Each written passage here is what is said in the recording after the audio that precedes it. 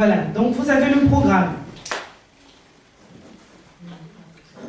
La semaine dernière, on a commencé avec le programme qui est sur la première feuille, hein, donc vous avez tous un programme. Donc c'est sur l'étude de la volonté de Dieu.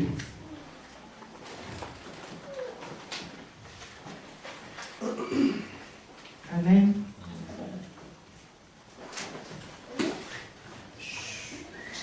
Donc, voici le programme, c'est à quoi sert la parole. On avait vu le dimanche dernier à quoi servait la parole. On a vu que la parole, en général, sert à révéler, à exprimer, à exposer, à dévoiler. À dévoiler quoi? Donc, c'est quoi le contenu de la parole? Le dimanche dernier, donc je fais le résumé rapidement de ce qu'on a vu dimanche dernier. Donc, le contenu d'une parole, c'est donc un message. Donc, le message, il contient le dessein, il contient les pensées, il contient la volonté. Amen. On a vu, et c'est ce qu'on va voir aujourd'hui, les moyens utilisés par Dieu pour parler. On a vu vaguement, donc il s'agit de la Bible, les humains, les événements, la nature. Et la semaine dernière, on est beaucoup resté donc, sur les obstacles à la révélation de Dieu. On a vu que ce qui peut empêcher une personne de recevoir la révélation de Dieu, de recevoir la pensée, les desseins et la volonté de Dieu, c'est un cœur mal disposé. Vous vous rappelez le dessin? Vous l'avez le dessin? Voilà. Donc c'est là le cœur enchaîné. Donc la première raison, et c'est sur ça qu'on avait vraiment discuté, c'est un cœur enchaîné, un cœur mal disposé. Ensuite, on a vu ce qui peut enchaîner un cœur. Dans les feuilles, c'est ça. On va aussi rapidement regarder et ensuite vous aurez le temps à la maison de regarder parce qu'on l'a vu le dimanche dernier rapidement. Donc le cœur mal disposé peut être entravé par la volonté, les aspirations, les attirances, les tendances, les envies, les désirs, les convoitises, les besoins, les nécessités, les intérêts, les ambitions, les revendications personnelles. D'accord? On avait dit que le plus important dans ce qu'il y a dans le cœur, qui peut être un obstacle, c'est tout ce qui est personnel. Le fait d'avoir des ambitions, est-ce que c'est mauvais? Non. Le fait d'avoir des besoins, est-ce que c'est mauvais? Non, ce sont des choses qui sont naturelles. Mais le danger vient du fait que ce soit personnel. Alléluia. Donc, c'est quoi la différence entre ce qui est personnel ou du moins on l'a opposé à quoi? Ce qui est personnel est opposé ici à ce qui est de l'intérêt de Dieu et ce qui est de l'intérêt du diable. Donc, vous voyez ici, hein, donc au milieu, il y a quoi? Il y a notre cœur avec nos affaires personnelles. Ensuite, à gauche, il y a quoi? La voix du diable. Oui, c'est vrai qu'on n'a pas les mêmes droites. Non, si on a les mêmes droites. À droite, il y a quoi? Sur votre écran? Voilà. Donc, la voix du diable, c'est le mensonge. Et quoi? Le mensonge, c'est le mal. Voilà. La voix du diable exprime quoi? Puisqu'on a dit que la parole est là pour exprimer. Que la parole a un contenu. Donc, la voix du diable exprime quoi? Prenez encore votre tableau. Ici. La voix du diable exprime quoi? Puisque la parole exprime quelque chose. Elle exprime quoi? Un message. Un dessein, une pensée, une volonté. Donc la voix du diable exprime quoi? La pensée du diable. La volonté du diable. Les desseins du diable. Ça veut dire quoi un dessein? Ça veut dire le plan. Très bien. Amen. Amen. Voilà. Donc, la pensée, donc la voix du diable, on la voit, elle est à notre droite. Hein. Elle est opposée à quoi? À notre propre cœur, normalement. Hein. Notre propre cœur est aussi opposé à quoi? À gauche, il y a quoi? La parole de Dieu, la voix de Dieu. Amen. À votre avis, qu'est-ce qui est le plus près de notre cœur, qui facilement peut rentrer dans notre cœur? La voix de Dieu ou la voix du diable? Pourquoi? Parce qu'il y a la chair. Amen. Donc dans notre cœur, avant que Dieu ne parle, avant que le diable ne parle, il y a quoi d'abord? Il y a d'abord la chair. On est avec quoi? Est-ce qu'on est avec la pensée de Dieu? Est-ce qu'on est avec la pensée du diable? On est avec quoi? Avec la chair. Amen. Et on sait, qu'est-ce qui s'est passé avec la chair dans le jardin d'Éden? Ça veut dire que notre cœur, en fait, quand on dit la chair, c'est notre cœur. Hein? Qu'est-ce qui s'est passé avec notre cœur dans le jardin d'Éden? Il a été contaminé par la pensée du diable. Donc du coup, nos pensées, lorsque nous sommes dans la société sans Dieu, elles sont plus près de la pensée du diable. Donc du coup, ça fait quoi? C'est plus facile d'accepter les pensées du diable, les plans du diable. Amen. Quand on n'a pas Jésus. Amen. Mais lorsqu'on a Jésus, il y a quelque chose de magnifique qui se passe. Qu'est-ce qui se passe? On le dit souvent. Le Saint-Esprit vient habiter. Le Saint-Esprit, il a la pensée de qui? Il a les envies de qui? Il a les desseins de qui? Ou du moins, on va dire les aspirations, les attirances, les tendances de Dieu. Ah, voilà quelque chose maintenant qui se passe. Donc, avant le Saint-Esprit, on a déjà nos propres cœurs, nos propres attirances, la chair. Quand le Saint-Esprit vient, est-ce que la chair, elle meurt? Non. La chair, elle est toujours? Non. Donc du coup, sans le Saint-Esprit, il y a combien d'aspirations? Je vais juste prendre les aspirations. Il y a combien d'aspirations dans notre cœur? Sans le Saint-Esprit, il y en a combien? Une. C'est celle de la chair. Quand le Saint-Esprit vient habiter en nous, il y a combien d'aspirations? Deux. La chair et le... Alléluia.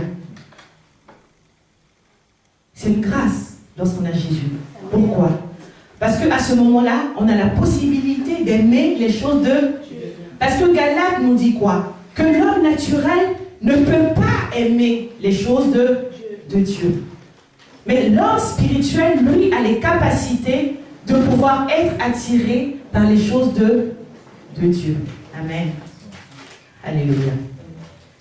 Donc, pour pouvoir recevoir la pensée de Dieu, la première chose à faire, c'est quoi? Amen.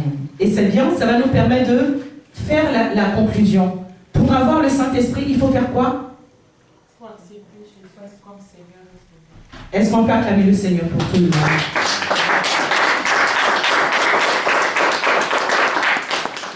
Amen. Parce qu'aujourd'hui, il est question, en fait, par rapport à cet enseignement, il est question de savoir comment faire pour recevoir la volonté de Dieu. Amen. Dis à quelqu'un, tout le monde n'est pas apte à recevoir la volonté de Dieu. Alléluia. J'utilise le mot apte. Tout le monde n'a pas la capacité. Tout le monde n'a pas les aptitudes nécessaires pour recevoir la volonté de Dieu. Seulement celui qui a l'Esprit de Dieu. Et donc du coup celui qui a Christ en lui. Amen. Dieu parle. Est-ce que Dieu parle à tout le monde? Oui, mais est-ce que tout le monde est capable de l'entendre? Voilà, c'est ça la différence. Est-ce que tout le monde est capable de le comprendre? C'est ça la différence. Si un Allemand vient ici et qu'il parle, tout le monde va l'entendre? Oui, un Allemand. Voilà. Mais est-ce que tout le monde va le comprendre? Alléluia. Donc pour traduire le langage de Dieu dans notre cœur, on a besoin de qui? Du Saint-Esprit à travers la vie de Christ en nous. Alléluia. Donc vous voyez, frères et sœurs, que quand on parle de la volonté de Dieu, on l'a vu le dimanche dernier, c'est une richesse. Alléluia. C'est quelque chose de précieux, la volonté de Dieu. C'est quelque chose de rare. Parce que tout le monde ne peut pas l'obtenir. La volonté de Dieu n'est pas quelque chose comme ça qu'il gaspille, qu'il donne à qui il veut. Non. La volonté de Dieu est quelque chose de très précieux entre ses mains. Et il ne le donne pas à n'importe qui. Il le donne à ses enfants. À ses enfants, frères et sœurs, dis à quelqu'un, tu as une grâce que tu ne réalises pas. Je te promets, tu as une grâce que tu ne réalises pas.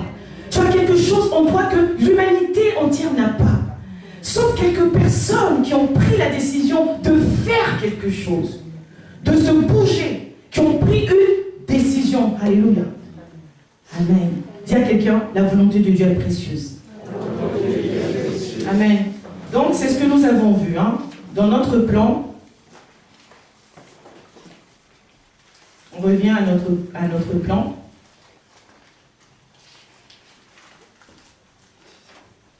à quoi sert la parole de Dieu? Elle révèle. On a vu donc le contenu de la parole. On a vu donc c'est très important, le contenu, c'est les desseins. Et donc, par rapport à ça, puisqu'on sait que le dessein de Dieu est important, il est important de faire quelque chose, c'est de choisir. Amen. On est obligé de choisir. Pourquoi? Parce qu'en nous, il y a encore les attirances vers le diable par la chair et les attirances vers Dieu par le Saint-Esprit. Amen. Donc dis à ton frère ou à ta soeur, la volonté de Dieu ne va pas se faire naturellement dans ta vie. C'est très important ce que je suis en train de dire là. Alléluia. Frères et sœurs, ce n'est pas parce que tu es en Christ que le plan de Dieu va s'accomplir. Souvent on le dit comme un slogan, je suis en Christ, maintenant ce n'est plus moi qui vis. Mais ce n'est pas évident. Alléluia. Ça ne se fait pas naturellement. Il y a un choix encore à faire. Sans Christ, on n'a pas le choix. Vous comprenez? Sans Christ, tu n'as pas le choix. Tu es soumis à la volonté du diable à travers ta chair. Le plan du diable s'accomplit dans ta vie parce que ton cœur est attiré vers le diable. Tu n'as pas le choix. Mais lorsque Jésus vient dans ta vie, tu as le choix. Dieu ne va pas te forcer. Frères et sœurs, qui croit qu'un chrétien peut mourir sans avoir accompli sa destinée? Si tu ne le crois pas, c'est qu'il y a encore un problème au niveau de ta mentalité. C'est qu'il y a encore un mensonge du diable. Alléluia. Qui croit que celui qui accepte Christ va au paradis? Tout le monde, oui. Oui, ça, il n'y a pas de problème. Amen. Celui qui accepte Christ va au paradis. Amen. Parce que nos péchés ont été pardonnés, la grâce, elle est là. Alléluia. Mais ce n'est pas parce que tu as Christ en toi que tout se fait naturellement. Amen. Il faut toujours des choix. Mais quelque part, ceux qui ont dit non, il ne va pas au paradis, je suis sûr que vous avez pensé à quelque chose. Imaginons une personne accepter Christ. Et puis, du jour au lendemain, elle commence à vivre une vie de péché. D'accord? Elle vit une vie de péché, une vie d'ébauche. Et puis, cette personne-là ne se répand jamais de ses péchés. Et elle finit par rentrer dans le monde et à faire ce que le monde fait. Ça voudra dire quoi? Qu'elle aura renié la foi. Alléluia. Or, le Seigneur a dit, si tu es infidèle, je suis fidèle. Mais si tu me renies, qu'est-ce que je fais? Est-ce que c'est dans l'Ancien Testament? C'est dans le Nouveau.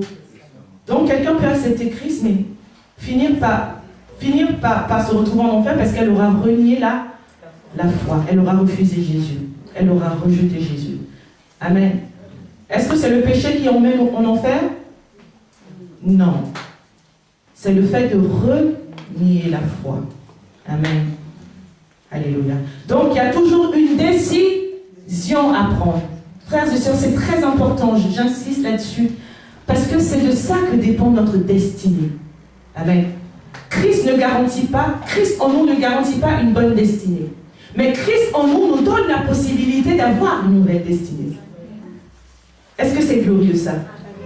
Toutes les possibilités sont vertes lorsque Christ vient à toi. Il dit tout est possible à celui qui croit en Jésus. Alléluia. Il dit celui qui croit en Jésus peut déplacer des montagnes. Alléluia.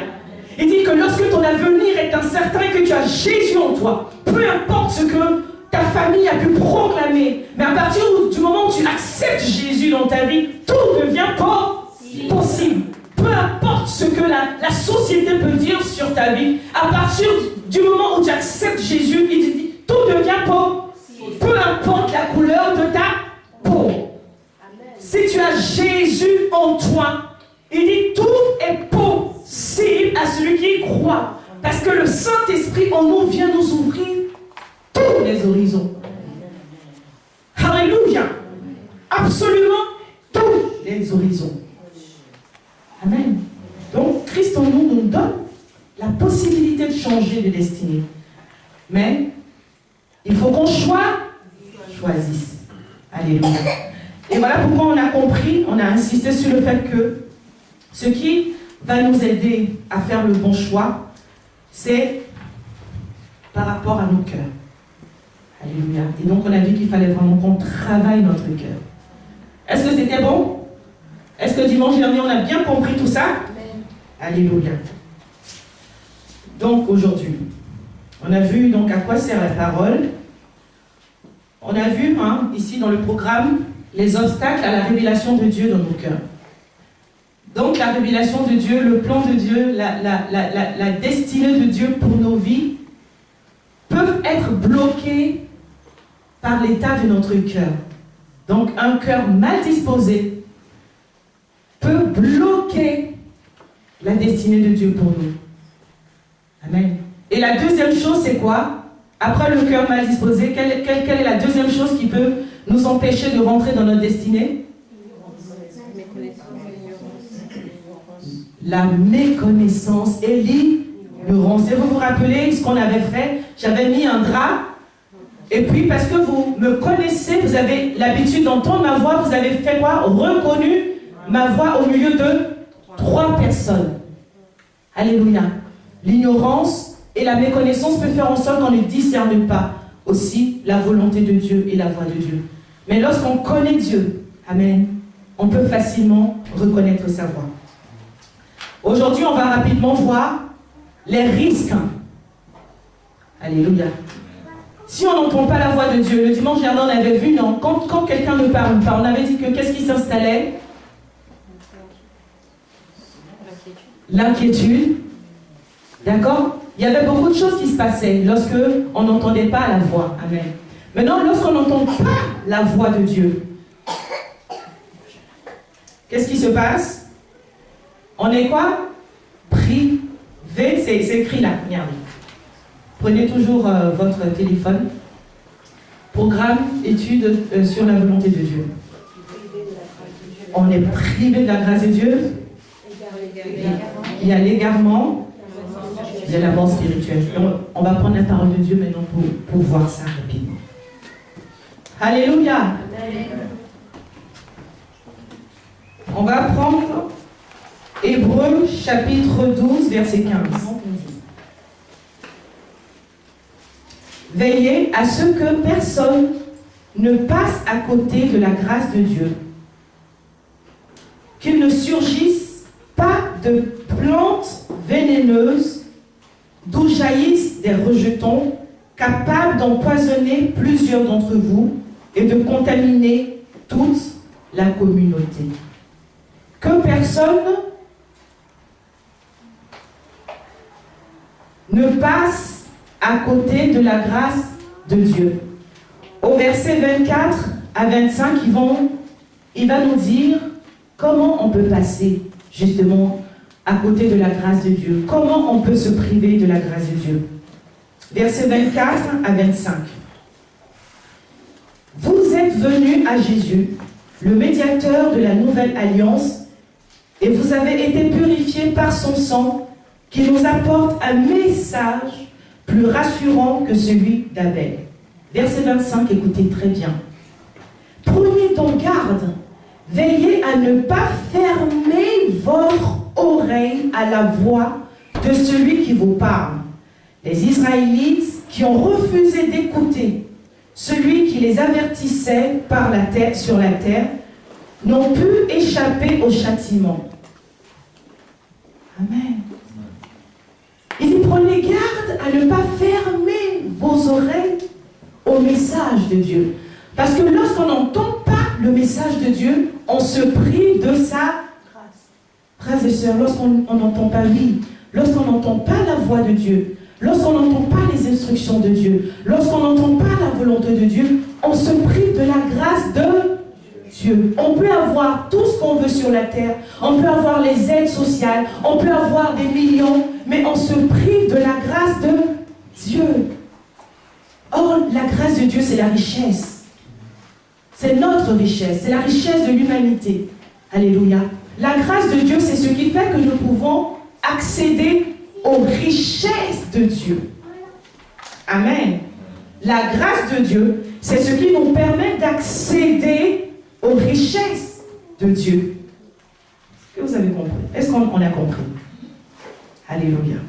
Sans la grâce de Dieu, il nous est impossible de rentrer en possession de notre héritage en Christ, du bonheur réel, de la paix, de la justice de Dieu, sans la grâce de Dieu. Or, le Seigneur dit que si on n'entend pas sa voix, si nous rejetons sa voix, nous ne recevons pas sa grâce. Et donc, du coup, nous ne recevons pas sa bénédiction.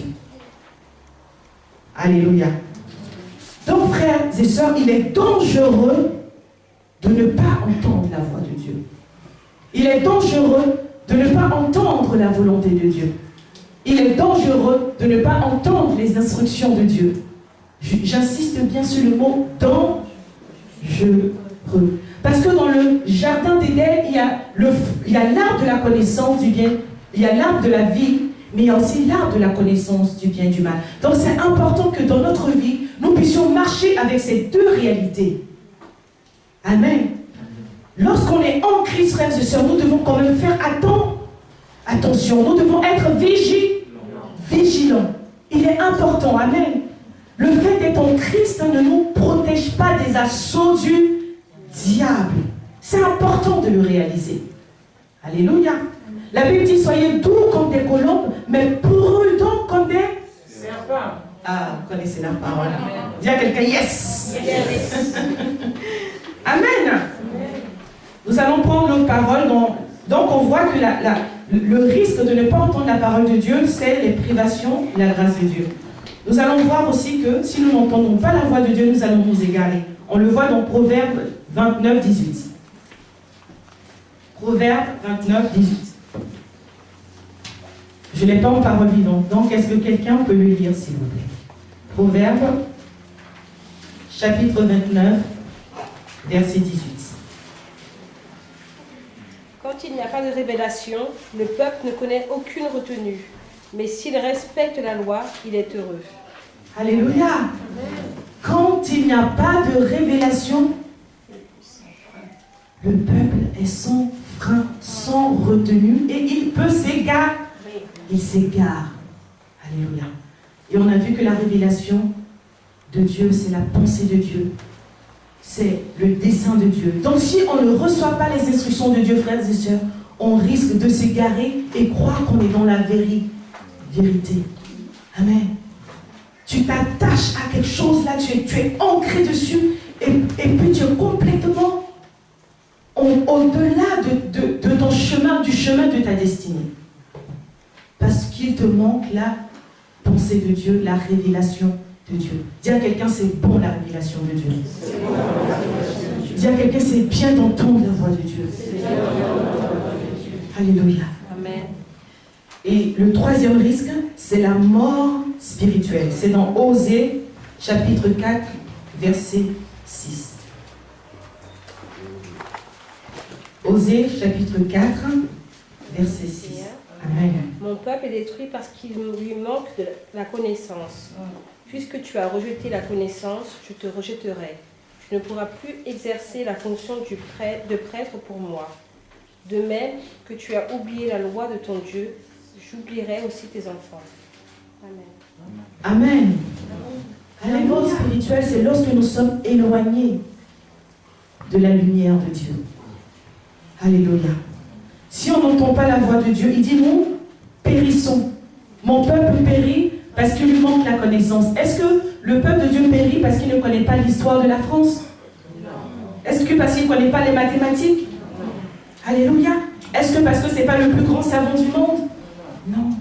Parce qu'il ne connaît pas parce qu'il n'a pas la connaissance des choses de Dieu, de la volonté de Dieu, des valeurs de Dieu, des desseins de Dieu, du cœur de Dieu. Principale raison pour laquelle nous venons, c'est pour connaître la volonté de Dieu. Alléluia. La principale raison pour laquelle nous avons Jésus dans notre vie, frères et sœurs, c'est pour connaître le royaume de Dieu et sa justice.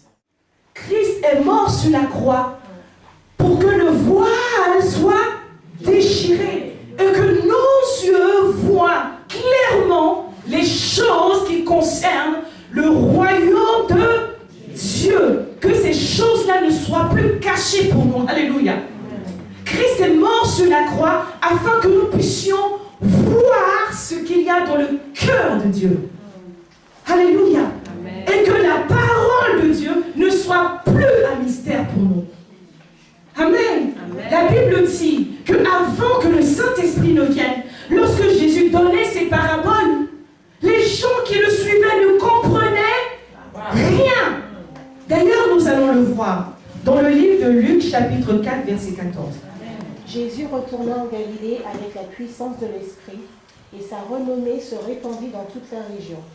Il enseignait dans les synagogues et il était glorifié par tous. Il se rendit à Nazareth, où il y avait été élevé, et entra, selon sa coutume, dans la synagogue le jour du sabbat. Il se leva pour faire la lecture. Et on lui remit le livre du prophète Isaïe. Il ouvre le livre et trouva le passage où il était écrit « L'Esprit du Seigneur est sur moi, parce qu'il m'a oint pour guérir ceux qui ont le cœur brisé, pour annoncer la bonne nouvelle aux pauvres. Il m'a envoyé pour proclamer aux captifs la délivrance et aux aveugles le recouvrement de la vue, pour envoyer libres les opprimés, pour proclamer une année de grâce du Seigneur. » Amen. Que Dieu te bénisse. Alléluia. Est-ce qu'une deuxième personne peut lire du verset 20 au verset 23? Au verset 24 plutôt. Verset 20 au verset 24. Du Seigneur. Amen. Ensuite, il roula le livre, le remit au serviteur et s'assit. Tous ceux qui se trouvaient dans la synagogue avaient les regards fixés sur lui. Alors il commença à leur dire : Aujourd'hui, cette parole de l'Écriture que vous venez d'entendre est accomplie. Et tous lui rendaient témoignage. Ils étaient étonnés des paroles de grâce qui sortaient de sa bouche et ils disaient : N'est-ce pas le fils de Joseph ? Jésus leur dit : Sans doute, vous m'appliquerez ce proverbe : Médecin, guéris-toi toi-même. Et vous me direz : fais ici, dans ta patrie, tout ce que nous avons appris que tu as fait à Capernaum. Mais, ajouta-t-il, je vous le dis en vérité, aucun prophète n'est bien reçu dans sa patrie. Amen. Que Dieu te bénisse. Alléluia. Est-ce qu'une dernière personne peut lire donc du verset 25 au verset 30? Je dis donc au nom de Jésus. C'est la vérité que je vous dis. Beaucoup de veuves en Israël au jour d'Élie, lorsque le ciel fut fermé 3 ans et 6 mois, et qu'il y eut une grande famine sur tout le pays. Et cependant, Élie ne fut envoyé vers aucune d'entre elles, ne fut envoyé vers aucune d'elles, si ce n'est vers une femme veuve à Sarepta dans le pays de Sidon. Il y avait aussi beaucoup de lépreux en Israël au temps du prophète Élisée, et cependant aucun d'eux ne fut purifié, si ce n'est Naaman le Syrien. Verset 28, écoutez bien. Ils furent tous remplis de fureur dans la synagogue lorsqu'ils entendirent cela. Ils se levèrent, le poussèrent hors de la ville et le menèrent jusqu'à un escarpement de la montagne sur lequel leur ville était bâtie, afin de le précipiter en bas. Mais lui, passant au milieu d'eux, s'en alla. Qu'est-ce qui se passe ici dans cette histoire concernant ce que nous sommes en train d'étudier? Jésus représente quoi? La parole.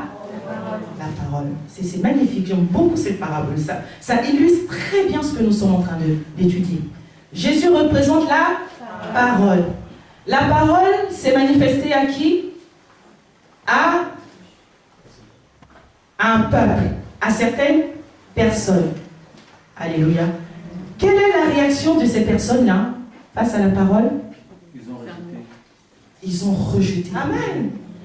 La parole de Dieu est venue et il n'a pas trouvé des cœurs disponibles. Il a trouvé des cœurs dans lesquels il y avait du mensonge. Alléluia. Et qu'est-ce qui s'est passé pour ces personnes? Est-ce qu'ils ont reçu la grâce de Dieu? Non. Ils ont été privés de parce que Jésus était la grâce de Dieu. Est-ce que Jésus a réussi à faire des miracles? Est-ce que Jésus a guéri quelqu'un? Alléluia. Et Jésus a même donné des exemples. Il a dit, vous n'êtes pas les seuls, parce que Jésus voyait leur cœur. Et il était en train de leur parler de leur cœur. Il dit, vous savez, votre cœur est comme ceux des gens qui étaient à l'époque dans la sécheresse. Il y avait beaucoup de personnes. Mais Élie, il est parti vers qui? Vers la veuve de Sarepta. Pourtant, Élie pouvait faire le miracle pour qui? Pour tout le monde. Mais il a seulement senti qu'il y avait une seule personne qui avait le cœur ouvert à recevoir la parole et le miracle. Alléluia. Est-ce que la main de Dieu est trop courte pour agir? Non. Est-ce que la main de Dieu est trop courte pour opérer les miracles? Non. Quel est le seul obstacle? Oh, frères et sœurs. Non, ça n'a rien à voir avec le sorcier du village. Je te dis la vérité, pas? Si je dis que le sorcier n'existe pas, donc je dis que le diable n'existe pas. Alléluia. Le diable existe, le sorcier existe, la méchanceté existe. Mais la vérité aujourd'hui, ce qui nous empêche de recevoir nos miracles, frères et sœurs, ce n'est pas le diable. Je vous dis la vérité. C'est notre cœur. Pourquoi? Parce que le Seigneur dit quoi? Que lorsqu'il vient avec la bénédiction, qu'est-ce qu'il doit trouver dans ton cœur? La foi. Alléluia. Alléluia. C'est ma faute si je n'atteins pas ma destinée. Dis à quelqu'un, c'est ma faute. Toi-même, dis-toi, c'est ma faute. Frères et sœurs, s'il y a quelque chose qui ne marche pas, qui te concerne toi personnellement, dis c'est ma faute. C'est ma faute. Alléluia. Parce que le Seigneur dit tout est possible à celui qui croit. Croit en quoi? En sa parole. Pas n'importe quoi. Frère, c'est pas dans les systèmes de ce monde-là qu'il faut croire. C'est pas dans le capitalisme. C'est pas dans le libéralisme. C'est pas dans le communisme. C'est pas dans le titi-quantillisme. Oui, parce qu'après on ne peut pas tout citer. Alléluia. Titi-quanti, on met tout dedans. C'est pas dans le isme. Alléluia. C'est pas dans ta culture. C'est pas dans ta culture. Non. C'est dans la parole de Dieu. Hey, frères et sœurs, est-ce que tu es en train de prendre conscience de l'importance de la parole de Dieu? Amen. Le diable va venir te mentir. Le diable va venir te mentir. Alléluia. On va prendre ça comme ça la prochaine fois, quand tu vas t'asseoir et que tu n'auras pas envie de faire quelque chose, que une pensée va commencer à se bousculer. Pense à ça. Tu es à la maison, tu n'as rien à faire. Il y a une pensée qui dit, prends ta Bible. Il y a une autre pensée qui dit, ah, tu es trop fatigué. Va te coucher. Hey, rappelle-toi ça. Alléluia. Si tu vas te coucher, qu'est-ce qui va se passer? Tu vas être privé de la... Qu'est-ce qui va t'arriver? Hein? L'esclavage, la confusion, l'oppression, la frustration, le mal-être, les échecs. Tu es là, tu n'es pas bien.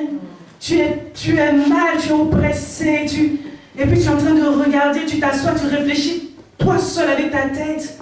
Et puis tu es en train de chercher, pourquoi je ne suis pas bien? Déjà, même est-ce que tu penses? Le diable même t'empêche même de réfléchir. Alléluia. En même temps, il te met l'oppression, en même temps, il te donne les solutions aussi. Va regarder la télé, tu vas oublier tout ça. Va me prendre ça, tu vas voir. Hein? Il a toute espèce de solution. Lui-même encore. Alléluia. Frères et sœurs, n'oublions pas. Amen. Lorsqu'une pensée nous vient, il faut qu'on discerne et qu'on fasse le bon choix. Nous avons notre destinée entre notre main. Amen. Le Seigneur nous a donné la possibilité tout simplement de choisir la bonne destinée. Il dit, je mets devant toi, la vie est là, la bénédiction est là. Et il te dit quoi? Alléluia. Choisis. Le diable viendra avec ses mauvaises humeurs, mais choisis. Le diable viendra avec ses pensées, mais choisis. Le diable viendra avec son découragement, mais le diable viendra avec le doute, mais choisis. Dieu viendra aussi avec sa parole. Choix.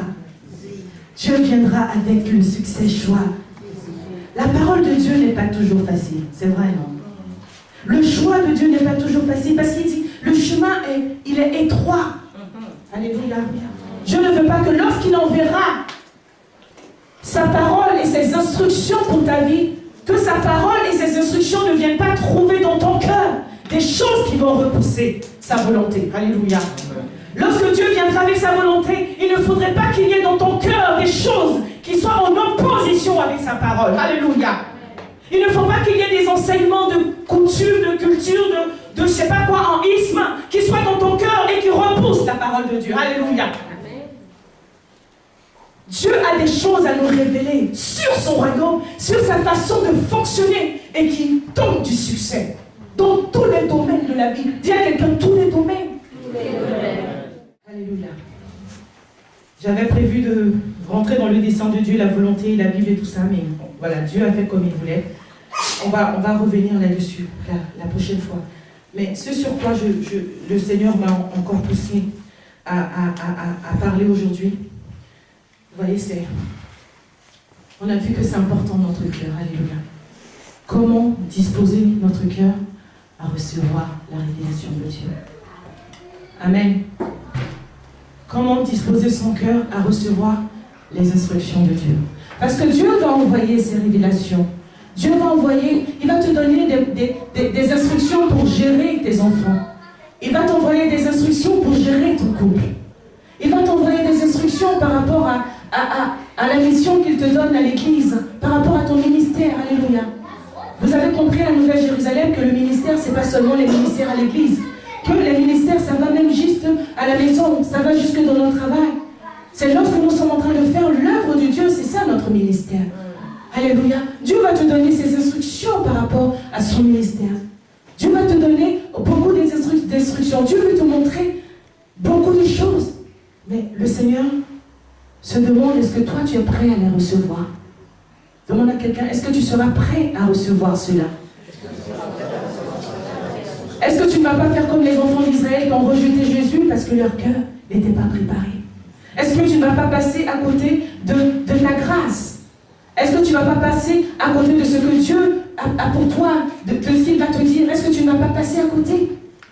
C'est de ça d'abord que Dieu veut s'assurer. Avant qu'il commence à te donner ses perles. Dis à quelqu'un, il y a des perles qui arrivent. Amen.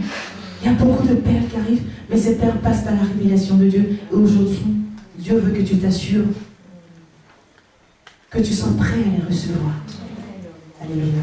Donc, pour le faire, on a dit la première chose, on l'avait vu dimanche dernier, je le dis rapidement, il faut s'humilier devant Dieu, reconnaître que son propre cœur est imparfait. Amen. On avait vu que quand on veut recevoir la vérité, il faut d'abord reconnaître qu'on peut se tromper, on peut être dans l'égarement. Ne pas se dire non, je sais, c'est comme ça, point final. Reconnaître qu'on peut s'égarer. Amen. Donc vous allez le lire dans Jérémie 17, 9 à 10. Il dit, le cœur est tortueux plus que toute autre chose, il est incurable, qui pourrait le connaître? Moi l'Éternel, moi je sonde les cœurs, je scrute le tréfonds de l'être pour donner à chacun ce qui lui auront valu sa conduite et les effets de son agissement. La deuxième condition, c'est de demander à Dieu de purifier son cœur. Quand je reconnais que mon cœur peut être impur, je demande à Dieu de purifier mon cœur. Alléluia. Dis à quelqu'un, dis à Dieu de purifier ton cœur. Dis à Dieu de purifier ton cœur. Touche-le comme ça. Dis à Dieu de purifier ton cœur. Touche-le. Amen. Dans le psaume 139, 23, 24, il dit, sonde-moi, ô Dieu, et connais mon cœur. Éprouve-moi et connais mes pensées. Regarde si je suis sur une mauvaise voie et conduis-moi sur la voie de l'éternité. Frères et sœurs, ce soir, voici la prière que tu dois faire. Psaume 139, 23 à 24. Et tu le verras, c'est sur la feuille que je vous ai donnée. C'est la première chose. Ça veut dire, Seigneur, ne permets pas que je m'égare dans mes décisions. Ne permets pas que je m'égare dans tout ce que je veux faire, Seigneur mon Dieu. Garde-moi dans ta vérité. Sonde mon cœur. Regarde si je suis sur un mauvais chemin. Je ne peux pas continuer sur ce mauvais chemin. Ramène-moi. Amen. L'humilité et ensuite des prières bien ciblées comme ça sur notre cœur. Et la troisième condition, c'est rechercher ensuite activement. Amen. Rechercher activement à entendre la voix de Dieu. Mais on va s'arrêter là aujourd'hui. Amen. Ce sur quoi le Seigneur a voulu qu'on insiste aujourd'hui, on l'a fait. On reviendra encore là-dessus. Alléluia.